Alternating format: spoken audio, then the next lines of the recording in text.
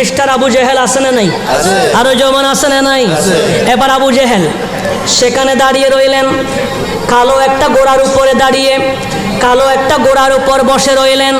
তিনি যুদ্ধের ময়দান দেখতে লাগলেন।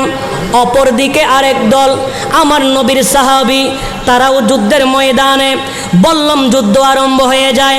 এমন সময় হঠাৎ করে দুইজন আনসারদের পক্ষ থেকে দুইজন কিশোর, একজনের নাম হলো মাস, আর একজনের নাম হলো মুআওয়াজ।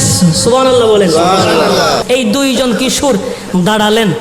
দাঁড়ার পরে তিনি দৌড় মেরে বলছেন, ইয়া রাসূলুল্লাহ, যুদ্ধের ময়দানে আমরাও যাব, সেখানে গিয়ে আমরাও জিহাদ করব।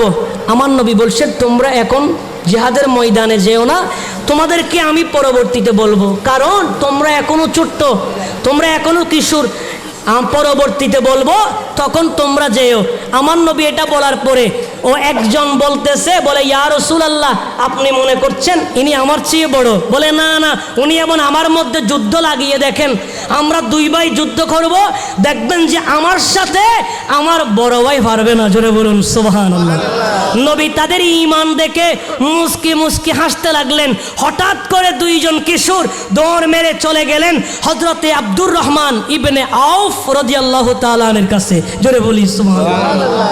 যাওয়ার পরে বলছে, চাচা, হযরতে আব্দুর রহমান ইবনে আউফকে বলছে, চাচা, মাআস এবং মুআওয়াজ, এই দুইজন কিশোর যাওয়ার পরে বলে, চাচা, আপনারা যে বলেন এখানে কাফেরদের সর্দার আবু জেহেল, বলে সেই ব্যক্তিটা কই? বলে কেন? বলে তিনি নাকি আমার নবীকে গালি দেয়। তিনি আমার নবীকে কি দেয়? কিশোরের ভেতরে দেখেন নবীর প্রেম। আল্লাহু আকবার বলেন। অনেক বৃদ্ধও জানবে না সে নবীর প্রেম কি, কথা বলেন ঠিক কিনা? বলতেছে, চাচা, বলে আবু জেহেলকে, যে আমার নবীকে সকালবেলা গালি দেয়, দুপুরবেলা গালি দেয়, বিকালবেলা গালি দেয়, সর্বদাই নবীকে গালি দেয়, সে আবু জেহেল ব্যক্তিটা কোন জায়গায় একটু বলবেন কি, পরিচয় করিয়ে দিবেন কি?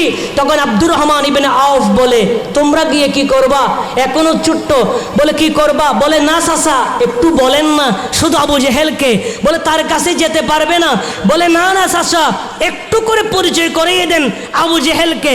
তখন হযরতে আব্দুর রহমান ইবনে আউফ রাদিয়াল্লাহু তাআলা তিনি ইশারা করলে বললেন, ভাতিজা, ওই যে দূরে দেখা যায় কালো ঘোড়ার উপরে যিনি বসে রয়েছেন, তিনি হচ্ছেন আবু জেহেল।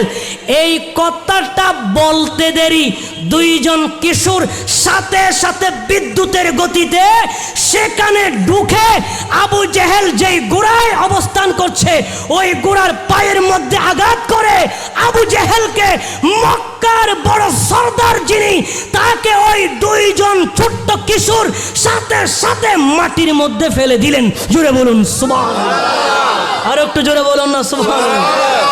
তাহলে এত বড় সর্দারকে মারার জন্য ফালোয়ানের দরকার নাই, দুইজন ছোট্ট শিশু কিশোরই যথেষ্ট, কথা বলেন ঠিক কিনা?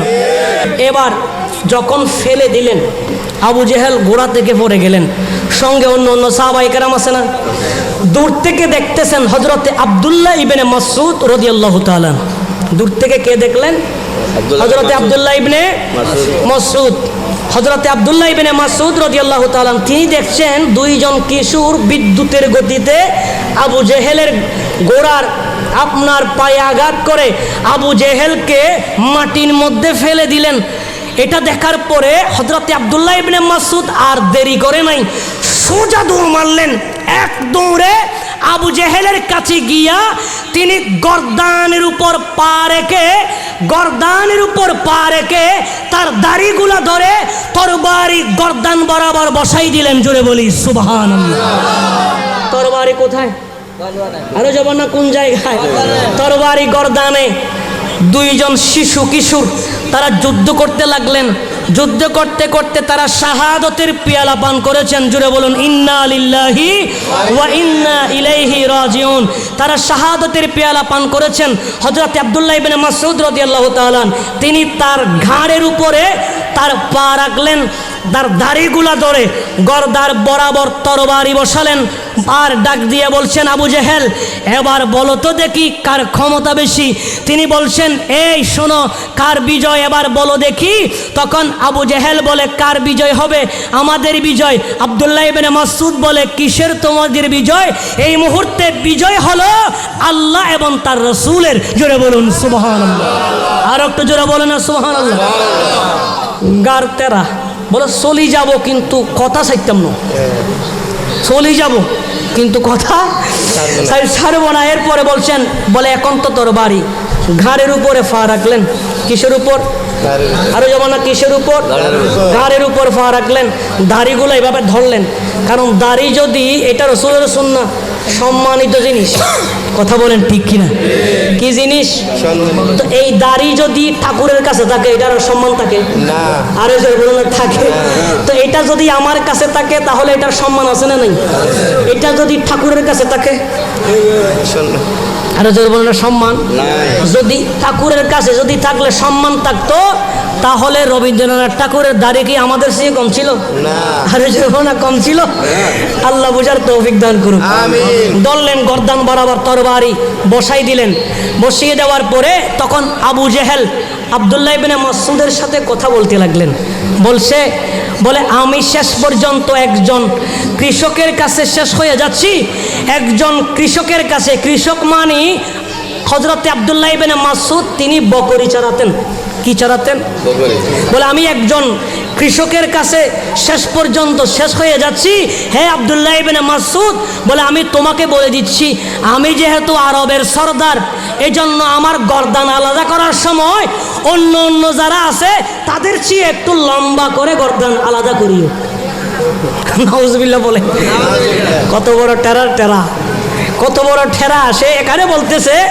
বলে, আব্দুল্লাহ ইবনে মাসউদ যখন গর্দান আলাদাই করবা, বলে অন্য অন্য আরো যারা মাথা আছে যেগুলো আলাদা হয়ে গেছে, তাদের সে একটু লম্বা করে কি খাটবা, কারণ গর্দান যখন রাখা হবে ওই মুহূর্তে যেন আমার গর্দানটা আলাদা দেখা যায়। জোরে বলি না হুজবি। কত বড় আন্দাজ। এটা বলতে দেরি হযরত আব্দুল্লাহ ইবনে মাসউদ রাদিয়াল্লাহু তাআলা গর্দান থেকে শরীর আলাদা করতে দেরি করে নাই। জোরে বলুন সুবহানাল্লাহ। আর একটু জোরে বলুন না সুবহানাল্লাহ। এখন শেষ পর্যন্ত এই আবু জেহেলকে যিনি শেষ করে দিয়েছেন, তিনি হচ্ছেন হযরতে আব্দুল্লাহ ইবনে মাসউদ রাদিয়াল্লাহু তাআলা। জোরে বলি সুবহানাল্লাহ।